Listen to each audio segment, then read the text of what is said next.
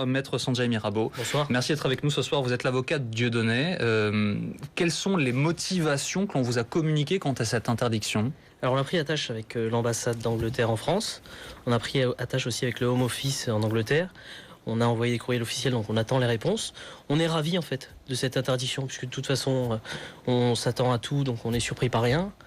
Et on va demander aux parlementaires britanniques, puisque en Angleterre le Parlement est très puissant, ou plutôt il a des députés qui ne cumulent pas les mandats, donc qui font bien leur travail, de demander au ministre de l'Intérieur les motifs de cette exclusion administrative du territoire national. On va vous montrer le communiqué du porte-parole du Home Office, donc le ministère de l'Intérieur britannique. Theresa May, c'est donc la ministre de l'Intérieur qui dit, le porte-parole dit, elle cherchera à interdire l'entrée au Royaume-Uni à toute personne s'il y a des raisons politiques ou de sécurité publique nécessitant de le faire.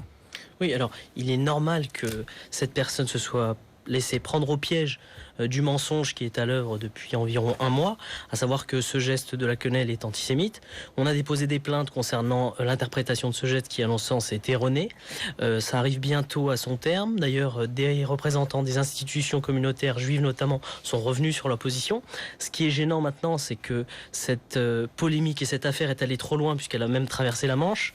Je ne suis pas surpris parce qu'il est arrivé dans l'histoire que la Grande-Bretagne, sur la base d'un mensonge, Tony Blair, Colin Powell par exemple, se laisse aller avoir des décisions un peu trop hâtives. Heureusement, ce n'est qu'une affaire qui a une moindre proportion, qui concerne un humoriste. J'ai aucune crainte sur le fait que cette mesure ne perdure pas. Sanjay Mirabeau, quand il y a une polémique en France, puis en Grande-Bretagne, mais également en Suisse. Tout à l'heure, nous étions avec un élu qui nous disait « Je déplore que le droit pénal suisse m'interdise de poursuivre ce geste qu'il a encore fait ce soir sur scène, puisqu'il est à Nyon. » Vous nous dites « Tout ça, ce ne sont que des affabulations. » Pas des affabulations. C'est tout simplement un mensonge. On a eu par exemple un ministre de la République sous ce gouvernement qui a menti sur ses avoirs personnels. Et là, pour des intérêts politiques, on a un ministre de l'Intérieur qui a menti avec le soutien de certaines associations pour interpréter un geste. Devant la presse, Dieudonné a dit « J'en ai assez de cette polémique, je ne suis ni raciste ni antisémite ». Pourquoi à ce moment-là continuer de faire ce geste s'il est dans un souci d'apaisement ? Parce que ce geste-là... N'aurait-il pas intérêt à arrêter de le faire simplement ? Arrêter de faire ce geste, ça serait reconnaître que peut-être il a une vocation raciste, alors que ce n'est certainement pas le cas.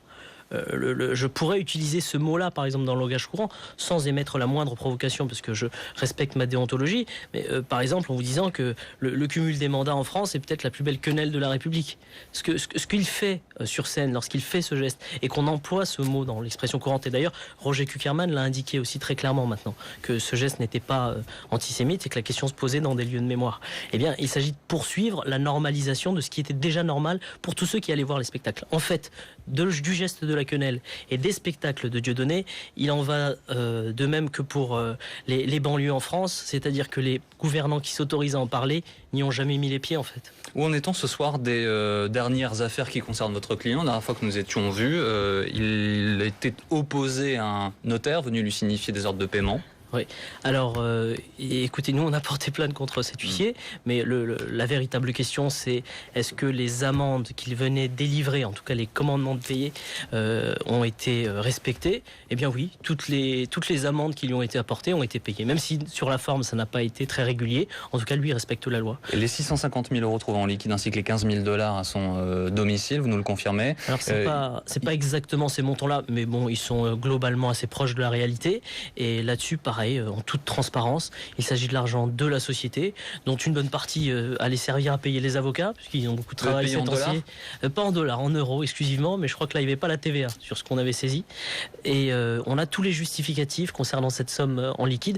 Je fais la demande d'ailleurs de restitution cette semaine auprès du parquet, et on demande absolument la mise en examen. Toutes les mises en examen possibles pour qu'on puisse faire notre travail tranquillement. Un dernier mot, quand vous dites ce soir on est ravis, ça veut dire que quoi, vous accueillez la publicité avec bonheur ?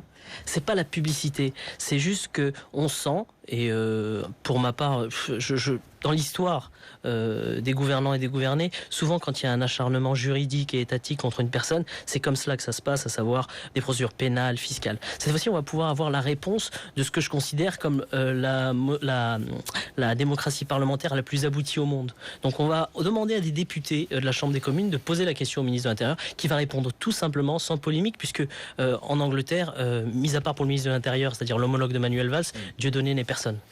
Merci d'avoir été avec nous ce soir. C'est moi qui vous remercie. Sanjay Mirabeau en direct sur BFM TV. Margot, à tout à l'heure.